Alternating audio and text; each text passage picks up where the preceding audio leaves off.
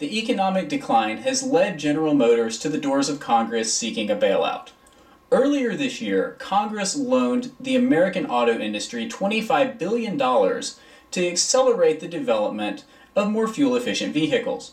This was a very low-interest loan intended to help the automakers recover from their decision to bank on the sales of SUVs when gasoline prices increased.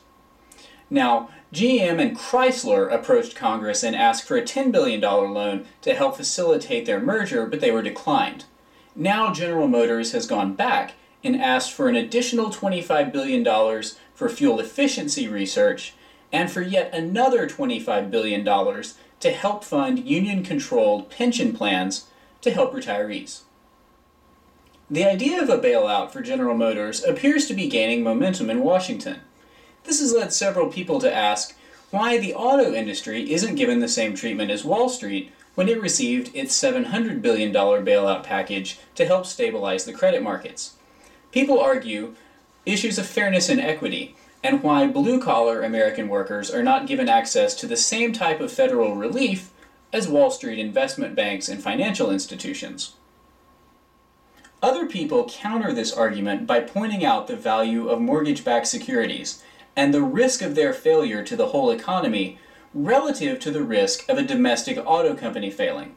People correctly point out that credit default swaps and an overall meltdown of our financial system, including debt held by other nations, has far greater consequences for everyone than if a domestic auto manufacturer fails. While in pure monetary terms this is true, others counter this argument by asking whether or not bailouts should be considered on the basis of pure monetary value.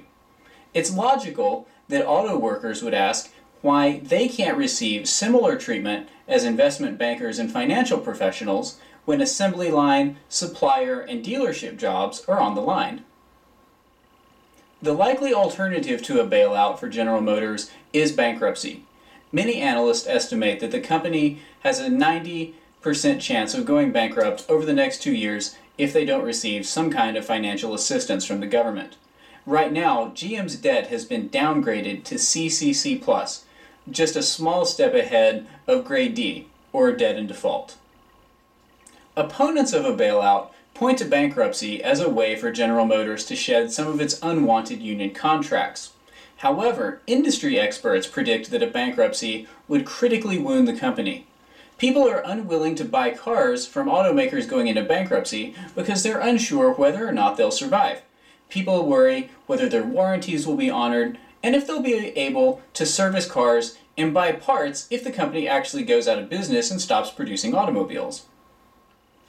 Another pressing issue is time. General Motors burns through cash so quickly that it needs an immediate infusion of funds in order to remain viable for the long term. People in favor of a bailout argue that this infusion would give the company time to change its direction and correct some of its flaws that are causing it to lose money. However, people opposed to the bailout argue that the infusion of government funds would only encourage consolidation among troubled companies. This consolidation would only forestall the inevitable failure of the companies themselves and would eventually waste taxpayer money. It would only delay the inevitable.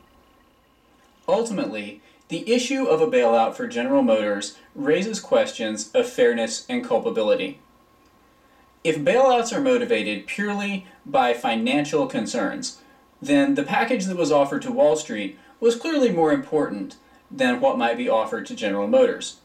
Although the average American had difficulty understanding why Congress bailed out the Wall Street financial institutions, the impact for global credit markets and the financial system as a whole were far greater than the failure of a domestic auto manufacturer. In the case of General Motors, the losses would be tangible. People will lose jobs. However, these losses were finite. In the event of a global financial meltdown, and if our debt became viewed as unstable by other countries, the implications would be felt by everyone in America and around the world. Therefore, if you look strictly on monetary terms, it makes less sense to offer a substantial bailout for General Motors because the financial losses are tangible. Other people view bailouts differently. They feel that they should be offered based on their chances of success. Now, if people believe that General Motors can turn itself around, then a bailout's logical because it gives it the time it needs to change its business practices, and it will keep manufacturing in America and save many jobs. However, other people are just as passionate in believing that General Motors will fail with or without a substantial bailout. Obviously, those people don't want a bailout offered because they think it will simply waste taxpayer money. Other people view the idea of a bailout in much more visceral terms. People wonder why, if the government is willing to bail out Wall Street investment banks and the financial system, it's simultaneously willing to turn its back on blue-collar workers who have actual jobs manufacturing here in America. People have an emotional connection to General Motors and their automobiles in a way that they'll never have to abstract Wall Street institutions. People are familiar with Chevrolet, Pontiac, GMC, and even Hummer. They aren't as intimately connected with Lehman Brothers or abstract concepts like credit default swaps or mortgage-backed securities. For several years, General Motors has been one of the last places where the average American with a high school education could still earn a competitive wage without higher education. People are right to question why the government would not assist a company employing Americans directly when they would assist more abstract financial institutions. Now, I'm not advocating for either of these points of view. I'm simply explaining one of the facets of this debate that makes it so complicated. General Motors has such a tangible emotional connection to the American people, it's going to be difficult for Congress to explain why it will not help them, but it will help perceived wealthy Wall Street investment banks. Ultimately, Congress will have to make a decision on whether to give General Motors federal funds or to let it succeed and fail on its own merits.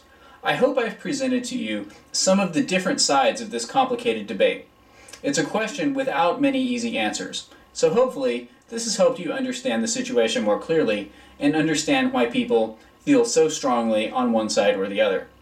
Ultimately, Congress's decision will be another milestone in defining the role that it plays in our economy.